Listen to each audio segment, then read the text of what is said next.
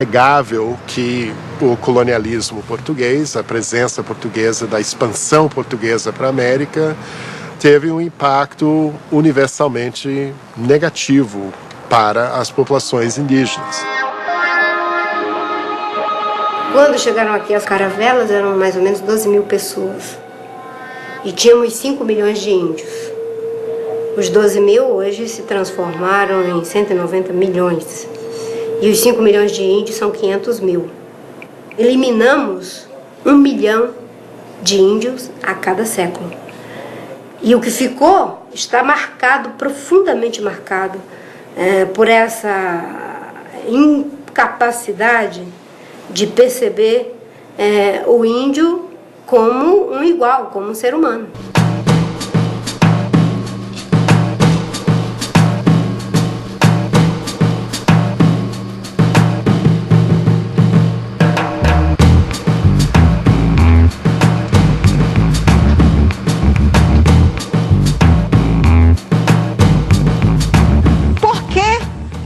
Povos indígenas podem ser sacrificados, porque só nós temos que ter a nossa terra retalhada. Se caso o Supremo hoje der grande causa para os índios, vai ser um desastre para a nação. Por que só os povos indígenas podem ser sacrificados? Nós vamos decidir sobre este caso.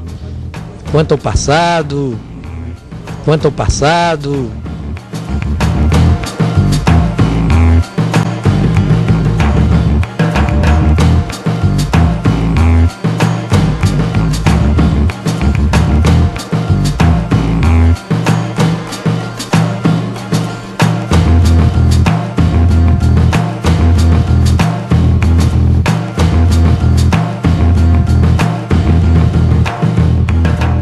É difícil falar dos índios de uma maneira geral. São centenas de culturas, de opções societárias e línguas e visões de mundo diferentes. Os povos habitantes do litoral, de uma maneira geral, os chamados tupinambás, se estruturam em sociedades tribais que têm como uma marca constitutiva do seu modo de vida, a guerra.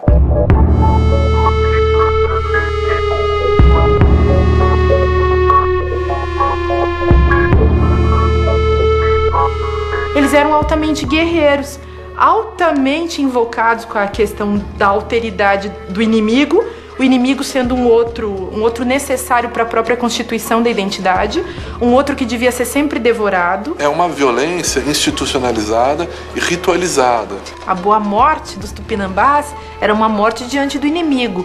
Ou você morre ou morro eu. Alguém vai morrer, mas nenhum dos dois vai ficar aqui para ser enterrado e devorado pelos vermes. Não é esse o destino que nós esperamos. Não é esse destino passivo. A gente quer morrer em guerra. Quando nós olhamos a sociedade ocidental e a colonização da América pela sociedade ocidental, nós estamos diante de um tipo diverso de apropriação da guerra, do uso da violência extrema, que é o conflito aberto contra o inimigo. Não há alternativa. Aos indígenas não é colocada nenhuma alternativa.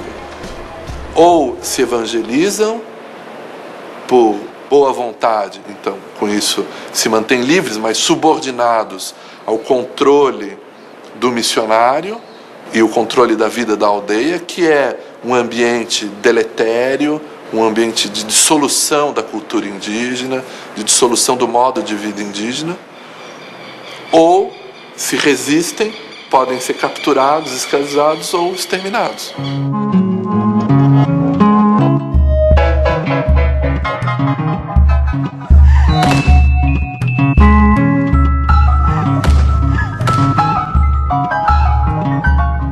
A resistência indígena que começa a surgir no século XVII, em função da expansão da pecuária, da ocupação do sertão pelos colonizadores, é lida pelo governo geral como uma rebelião dos índios.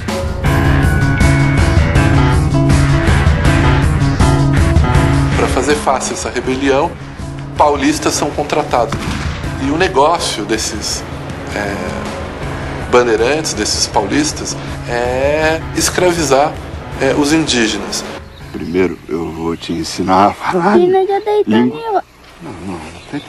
não é língua de gente. Eu vou te ensinar a falar a língua de gente. Vai gostar. É muito mais bonito que esse ronco de porco. Aí o menino vai começar a entender o que é certo e o que é errado. Os paulistas eram conhecidos em várias partes do mundo português, exatamente como esses destemidos desbravadores, né, que cometiam todo tipo de excesso, tanto em termos da conquista violenta de povos indígenas, quanto na destruição que fizeram das missões jesuíticas. Gostou? Gostei. Tá vendida. Tanto na maneira pela qual eles abertamente infringiam as leis do reino.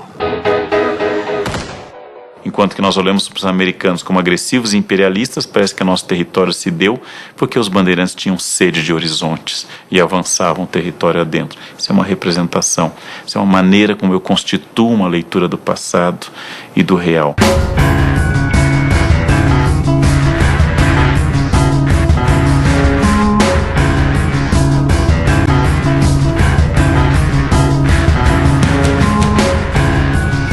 Paulistas desempenham 3 atividades importantíssimas, todas elas vinculadas à conquista do sertão, à escravização dos indígenas e, portanto, a construção do domínio português no sertão, aqui na região sul.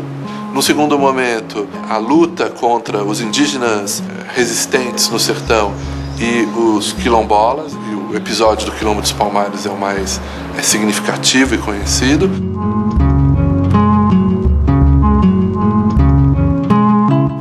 E uma terceira dimensão que é fundamental é a busca, a pesquisa dos metais e das pedras preciosas. Agora, como isso é traduzido muitos anos depois, na época da Primeira República, né, depois do final do Império, em que vários historiadores, geógrafos, escritores, né, intelectuais paulistas começam a elaborar, né, uma outra imagem, né, do bandeirante, né, como uma figura heróica, como uma figura voltada para o desenho do território nacional. Tudo isso acaba, digamos, marcando, inclusive, os lugares da memória coletiva de São Paulo.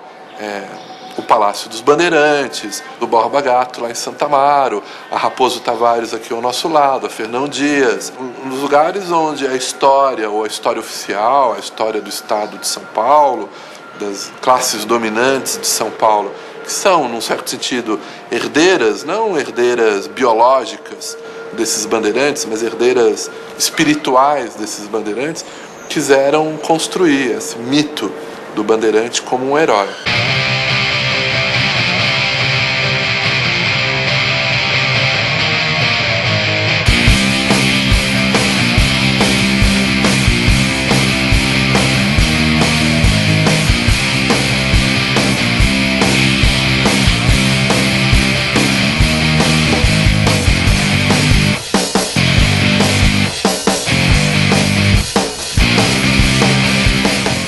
São as suas culturas, suas organizações sociais.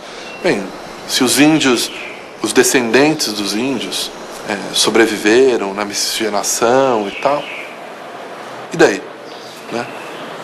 Isso tá muito bem, mas a sua cultura foi destruída, o seu modo de vida foi destruído, a sua visão do mundo foi destruída, a sua língua foi destruída, então a sua sociedade foi destruída.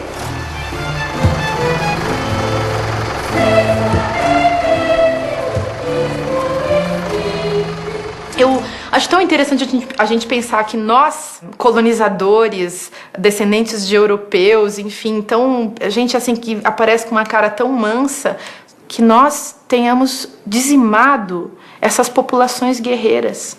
Que a nossa história de cordialidade, de mansidão, de afetividade se construa por sobre esse rio caudaloso de muitos corpos, de muitas pessoas que foram mortas. Pessoas que foram mortas. É bacana a gente falar que são pessoas que foram mortas e não simplesmente indígenas, porque quando a gente fala indígena parece que tem um estigma, mas os indígenas que foram mortos são pessoas iguais a nós, que foram mortas e que fazem parte da nossa história, mas que, é claro, essa história foi um pouco ou muito apagada, né, da nossa própria autocompreensão e da construção da nossa identidade nos 500 anos que vieram depois, né? Essa terra aqui, o meu pai chegou aqui há mais de 60 anos. São 3 gerações. Eu trabalho nessa terra de sol a sol para fazer disso aqui um lugar produtivo. Eu planto comida.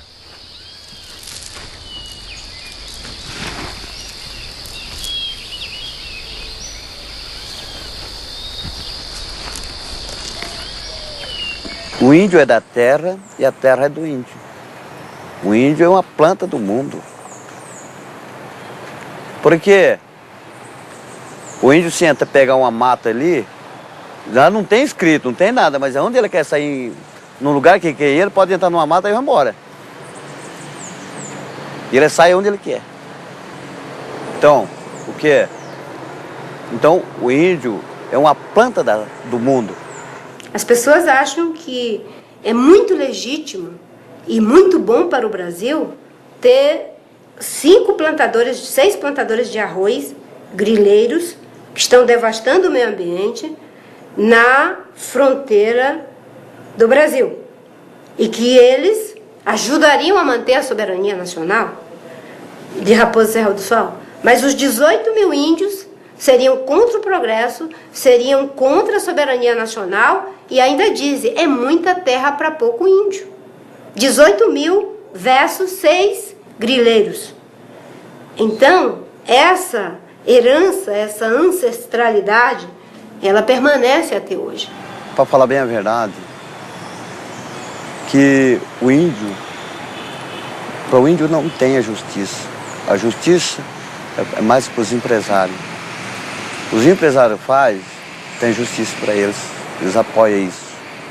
Agora, quando o índio faz algumas coisas, a justiça é contra índio.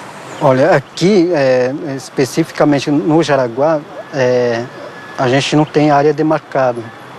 Então, esse espaço está em processo de demarcação ainda. Que antigamente tinha mato, pescar, caçar fruta, esse negócio. Mas hoje em dia já não tem mais. Alguns anos atrás, por ocasião dos conflitos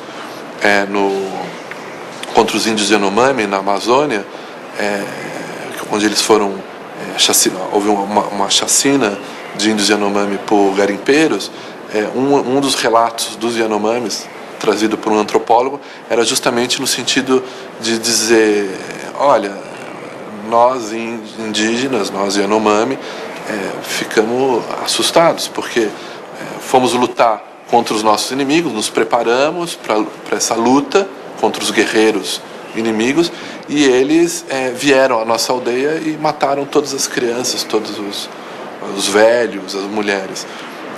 E então eles não são humanos. Na verdade, não são seres humanos, são formigas que destroem tudo.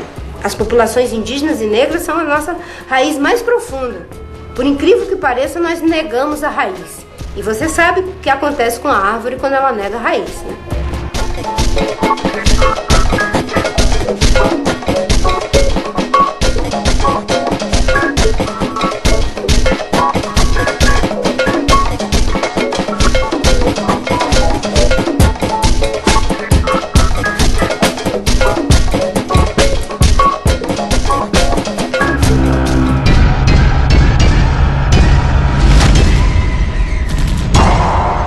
Se antes a gente saía da senzala e ia a pé para Casa Grande trabalhar, agora a gente pega o busão e vai para Casa Grande trabalhar.